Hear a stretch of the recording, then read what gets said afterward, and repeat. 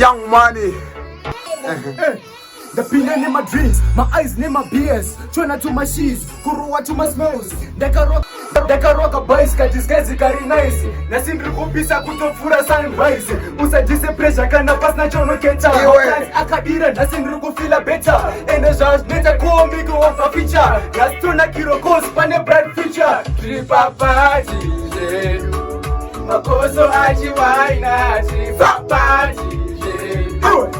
Party akabaga, tripa party.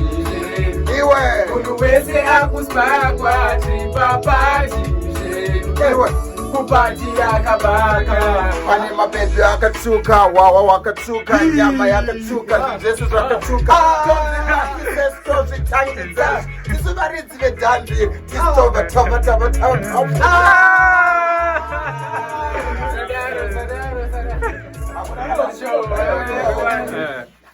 Tiri kukurudzira vechidiki kuti vauye kuno kuMakShevi Studios. Number dzekufona ndo dziri pasi. Tifonere if you want to record, if you want to do gospel, hip hop, dance or whatever it is, anything musical. We're saying endai paMakShevi Studios. Airport turati musha usimuke. Mangoma aputike. Vana vanakigwe nengoma dzinogadzirwa muno musha medu airport ega tara pamnyuki papo wangosvika udaenda paMakShevi Studios au papotsa.